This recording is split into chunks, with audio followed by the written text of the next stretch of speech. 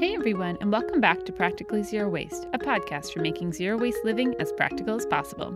Welcome and welcome back, one and all. Before we get started today, I want to ask two things of you, if I may. One, would you kindly subscribe to this podcast for more great content each week? Subscriptions, ratings, and reviews do a lot to help other people find this podcast, and I would be very grateful. Number two, would you tell me how you're doing this week and what the number one thing you're struggling with is on your journey to zero waste living? You could send me an email at practicallyzerowast@gmail.com or message me on Instagram at practicallyzerowastepod. I'd love to hear from you and help in any way I can. On today's episode, I sit down with Alison Mazurek and chat about living in a 600 square foot, one-bedroom apartment with a family of 4. How many of us are doing something similar already, either as a challenge or out of necessity? Can you believe that a home that small could be comfortable, tidy, organized, enjoyable? Today, Alison talks about living smaller than your means in order to make room for a life rich with family, creativity, and sustainability. Let's go.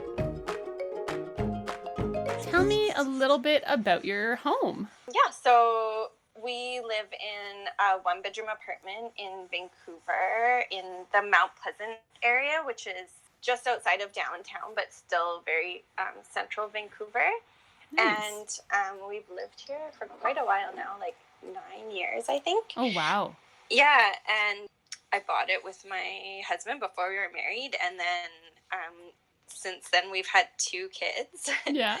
And they are now almost 3 and almost 6. It's been a bit of an experiment, actually, just seeing, with the first kid, could we live in a small space with a baby? And we could. And then it was like, oh, can we live with a toddler? Yeah. And can we have another baby? And it's just been sort of a wait and see and like reprioritize. And it's been working for us, surprisingly. I don't think we ever thought we would last this long in a one-bedroom apartment, but... That is so cool. I like that it's grown from necessity to a challenge. Yes. And then now, like, you've built an entire business on it. Like, you are 600 square foot and a couple of babies. There you go. Right. Tell me how that started. Basically, when I was pregnant, with my first, I was completely freaking out, and I'm a researcher by nature, and I was just combing the internet trying to figure out, how do you have a baby in a small space? And I could find pictures, and I could find, individual, maybe home tours, but I couldn't find anyone sharing the in and outs of exactly what to expect or how it works. How does the baby sleep? Where do you fit all this stuff? And everything I was reading was saying I needed all these things to have a baby, all these products and all these, just all these things. If the baby didn't have them, they wouldn't develop properly. And yeah, all of that. So I decided that I was going to try. I also had all my coworkers telling me I had to move, and even my family, just everyone was like, of course you're going to move to the suburbs, because Vancouver is very expensive. So living in a bigger space, you have to move further away, and then you have to commute, and it's just how it works here. It's just real estate is really quite ridiculous. Right. Okay. It was born out of a desire to stay in the city, and stick it to everybody. Yeah. Yeah. And I felt like if we could figure it out, I don't know, I just felt like I owed it to share, because I wish that someone was sharing it with me. So I just kind of made a promise to myself that if this works and we can live small and we're happy, then I'm gonna share it publicly and try and help other people who were in that same position of being scared, or maybe they're embarrassed that they're living small, or people were shaming them into saying how could you not have a backyard for your baby? And so that's how it started. So I started the blog when Theo was about a year old. I started, and I had no idea what I was doing, and I was starting a blog when it wasn't cool to start a blog anymore. Yeah.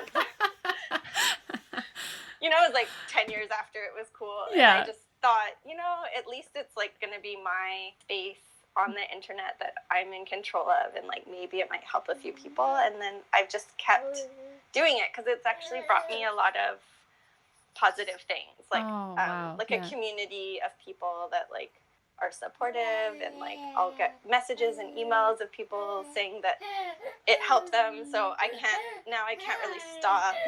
That's great. That's amazing. There's got to be a word like hipster for doing things after they're cool, after they're cool.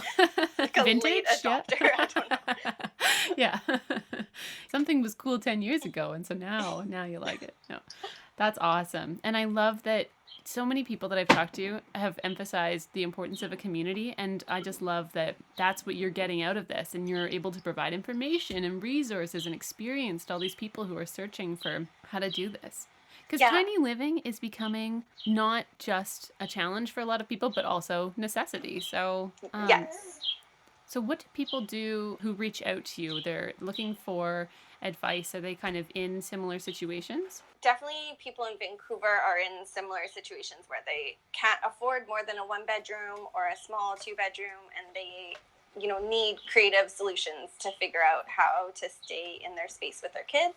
And then I think there is a movement too that's happening where even if you can afford more, and we're in this position now that like we could upgrade, we could get a bigger place, but we're choosing not to. And I think there's a lot of people as well that, maybe real estate is more reasonable where they live, but they choose to live more simply. So like not buy the big house because they can, or not accumulate a lot, or even if they have a larger space, but not accumulating so many things. I think there's starting to be like a real rejection of that consumer culture that we just need to like shop all the time, and we're all trying to be less wasteful, which I know that's what you talk about. That's like what we're all about. We're all waking up to sort of like this idea that like buying things makes us happy. It doesn't, and actually having fewer things frees us up for Wow. Yeah.